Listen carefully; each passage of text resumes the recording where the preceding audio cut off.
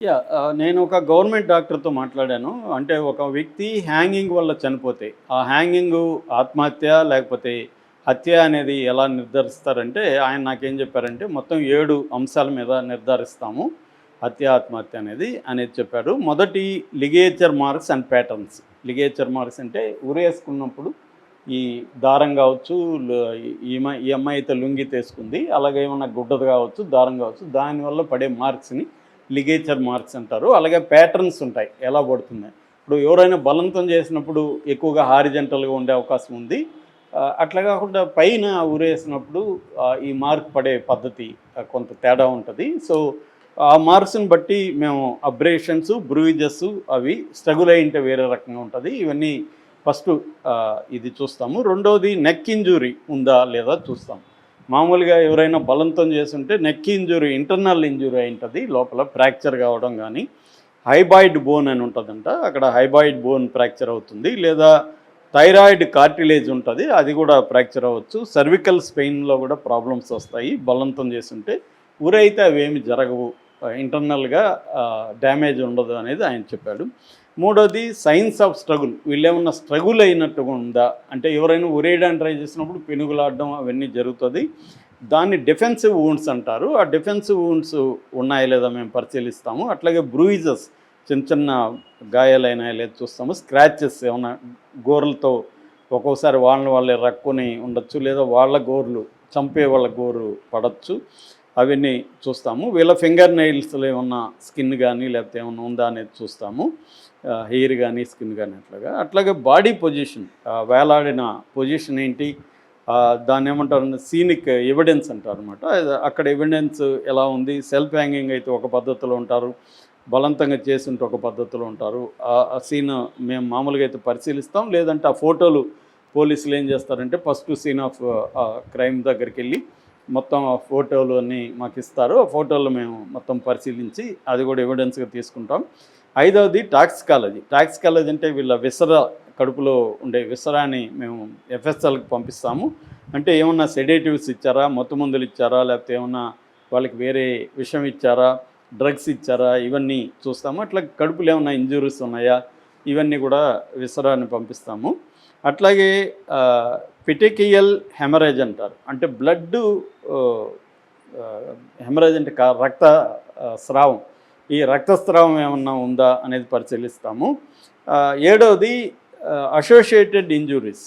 అంటే blunt trauma ఏమన్నా ఉందా, స్టాబ్ వూండ్స్ ఏమన్నా దేంతో గుచ్చున్నారా, రిస్టుల దగ్గర పట్టుకుంటారు మామూలుగా వాళ్ళు చేతులు ఇది చేసినప్పుడు. ఆ రిస్టుల దగ్గర ఏమైనా గాయాలు ఉన్నాయా, యాంకిల్స్ దగ్గర ఏమైనా ఉన్నాయా, అంటే చంపేసి వేలాడదీస్తే ఎలా ఉంటుంది, ఈ యాంగిల్లో కూడా మేము పరిశీలిస్తాము. ఈ 7 మేము అది హ్యాంగింగా లేకపోతే మర్డరా అనేది మేము తెలుస్తామని ఆ డాక్టర్ నాకు చెప్పారు. ఈ నేపథ్యంలో ఈ అమ్మాయిని గాంధీ హాస్పిటల్కి తీసుకెళ్లారు. ఈ అమ్మాయికి పోస్ట్మార్టం చేసిన ఆ బృందము మీడియాతో మాట్లాడారు, డాక్టర్ల బృందము. నేను ఆ వీడియోలో చూశాను. వాళ్ళు ఏం చెప్తున్నారంటే, ఈ అమ్మాయికి లిగేచర్ మార్క్స్ అనేవి హ్యాంగింగ్ అనే తేలుతుంది. దాంట్లో గొంతు మీద ఆ లిగేచర్ మార్కు ఉంది. అది లింగి వల్ల అయిన మార్కు లాగే మాకు అర్థమైంది. సో అంటే ఎవరో ఆమెని గొంతు దారం వేసి బిగించడం అట్లాంటిది లేదు. సో థైరాయిడ్ కార్టిలేజ్ ఇవన్నీ కూడా డ్యామేజ్ కాలేదు. అయితే ఆమె రంగు మారడానికి కారణం ఏంటంటే, వీళ్ళు ఫైండ్ అవుట్ చేసింది 6 గంటల తర్వాత ఫైండ్ అవుట్ చేశారు కాబట్టి, ముందు పేల్ ఎల్లోగా ఉండి బాడీ తర్వాత డార్క్ బ్రౌన్గా మారింది. సో మామూలుగా ఈమె మంచం మీద అంటే బెడ్ మీద స్టూల్ వేసుకొని దాని మీద ఎక్కి ఫ్యాన్కి లింగి కట్టుకుంది. దానివల్ల బెడ్ మీదకి కాళ్ళు వచ్చేసాయి. చూసిన వాళ్ళకి పార్షియల్ హ్యాంగింగ్ అని అనిపిస్తుంది.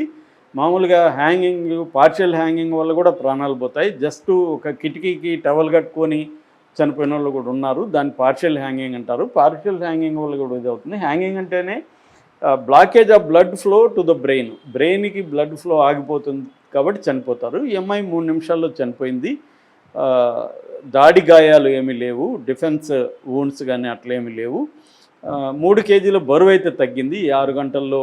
ఎందుకంటే బ్లడ్ ఫ్లూయిడ్స్, బాడీలీ ఫ్లూయిడ్స్ అనేవి తగ్గిపోతాయి. చనిపోయినాక దానివల్ల వెయిట్ లాస్ వస్తుంది. సో ఓవరాల్గా అమ్మాయి 3 నిమిషాల్లో చనిపోయింది అనేది చెప్పారు. అట్లాగే నాలుగు కూడా అమ్మాయి కొరుక్కునింది.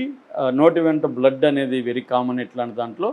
కాళ్ళు ముఖం పైన గాయాలు ఎక్కడా లేవు. ఎటువంటి మాకైతే ఇది హత్య అనడానికి ఎటువంటి ఆధారాలు లేవు.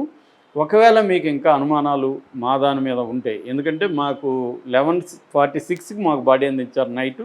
మేము అందరూ కలిసి 1 అవర్ చేసాము.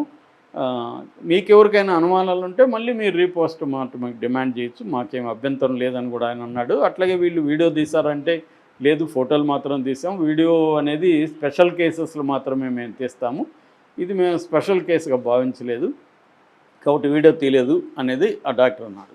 ఇక్కడ చాలామందికి ఉన్న అనుమానం ఏంటంటే పోస్ట్ మార్టం రిపోర్ట్ ఇంకా ఇవ్వలేదు వీళ్ళు, సమగ్రంగా లేదు. ఇంకా ఎఫ్ఎస్ఎల్ రిపోర్టు ఆయనే చెప్తున్నాడు 2-3 నెలలు పడుతుంది FSL report, forensic science lab report రావడానికి.